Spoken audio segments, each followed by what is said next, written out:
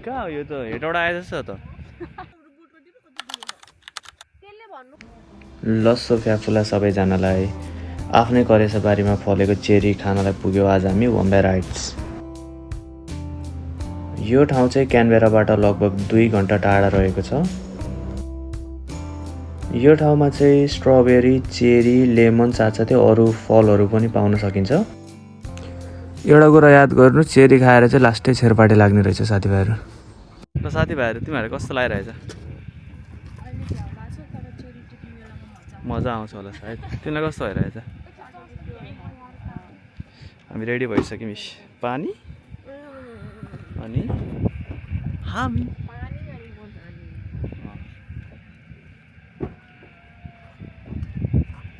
कहाँ हो यो त हेटौडा आए जस्तो त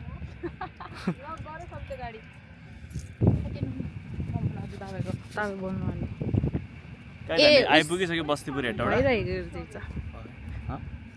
भइरहेको रहेछ कि बस्तीपुर हेटौडा आइसक्यो। अहिले चाहिँ यो गुड छ यस ठाउँ।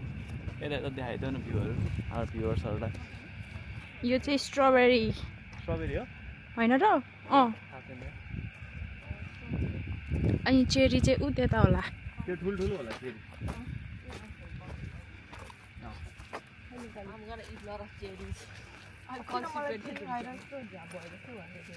चेरी खाएर ल यो चाहिँ नम्बर 1 गफ है सेन्चुरीको। फेरि भन्नु पर्यो के हो गफ चाहिँ? चेरी खाएर झ्याप भगेर दिदी झ्याप भयो जस्तो भएको नि हो। झ्याप भयो भने एक्जाजरेट गर्छु।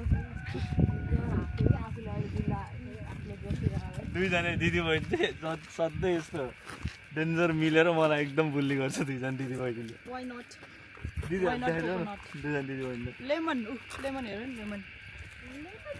अनि तपाईँ पनि झ्याप भएर लेमन खाएको अरे पछि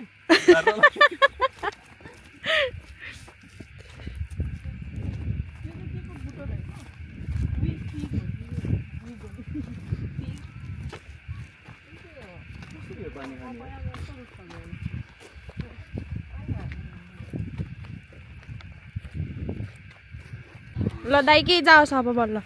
ल यहाँ भर्खरै छिरेको एन्ट्री फी $10 पर एडल्ट। अनि बकेट जतिवटा लय नि भयो। अनि बकेटको चाहिँ एक्स्ट्रा $10 चेरीको पर किलो। ओके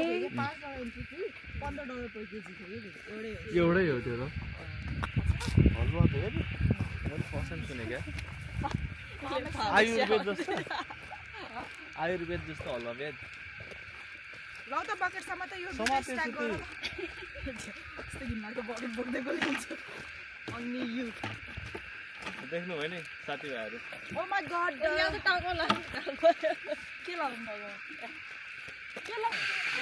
हामी चाहिँ सबसे लास्टमा जाने सोचेछौँ। किन? जति लास्टमा गयो त्यति राम्रो हुन्छ भन्ने मार्केटमा हल्ला छ। यो यता रेड भयो, यता चाहिँ ब्ल्याक होला। भयो रेडी? त्यो पछि त लगा।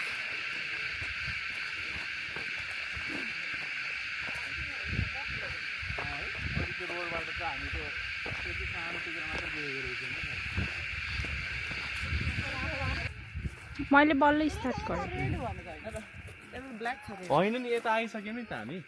यो एरियामा चाहिँ ब्ल्याक भनेको कि त्यो बाटो उता गयो भने चाहिँ कस्तो हो दिदी?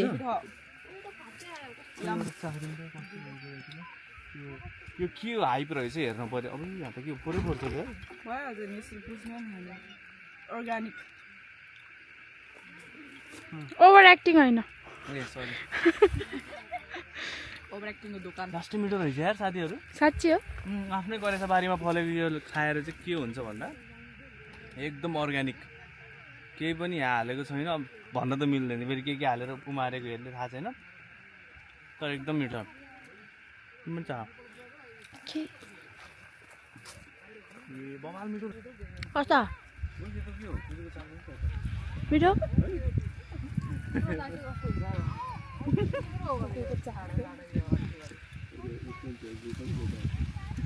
छुट्टिन्न त यार।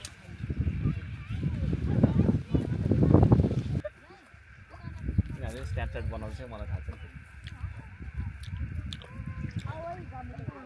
यता जाऊँ न माथि के उता उता जाने उता गयो भने रेड आउला भनेर कि फेरि के भयो त रेड पनि चाख्नु पर्यो नि कस्तो रहेछ अनि फेरि उता गएर फेरि यतै फर्किनु पर्यो नि त हामी भन्ने कुरा के मेरो गर्लफ्रेन्ड हो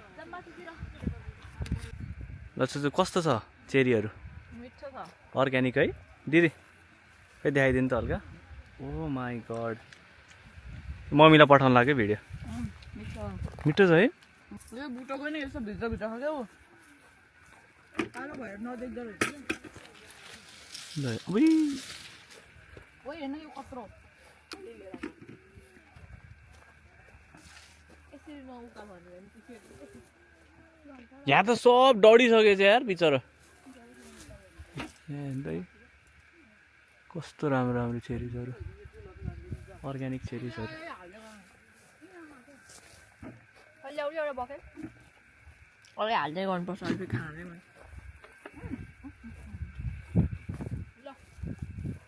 छ र दिदी यहाँ छ तर यो हेर न बिचरा सुकेर त्यो भयो यहाँ यो त बिचरा यिनीहरूलाई त ओइ यहाँ हेर न यहाँ कति छ यो बुटमा यो चाहिँ रेडवाला रहेछ कि कस्तो मजाको झपझप परेको ल एउटा समाचार मलाई त रेड भन्दा त कालै मिठो हुन्छ जस्तो लाग्यो यार हेर्दाखेरि पनि कालो त यस्तो गुलियो हुने रहेछ ओ यो बुटमा दिनु कति गुलियो छ त्यसले भन्नु एउटा नेपाली बाजेले यस्तो भन्यो ओ माका चेरी खाएर डेन्जर चेरी खाएर जान्छु अनि नेपालमा गएर हक्छु अनि त्यहाँ चेरीको फार्म बनाउँछु भन्यो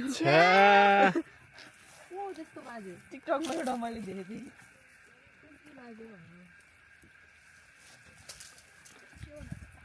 टिप्ने बेलामा पनि त्यो बुटे त्यो लामो हाल भनेको ल हेर्नुहोस् बाहिरबाट मलाई खा भनेर भनेछ त्यो मान्छेले तर यहाँ हजुरले चाहिँ नखाऊ बकेटमा हाल भन्दै हुनुहुन्छ होइन कि त्यो राम्रो थियो नि त त्यो अहिले हालौँ यसै टिप्के फ्रेस हुन्छ कि घर लाँदा नि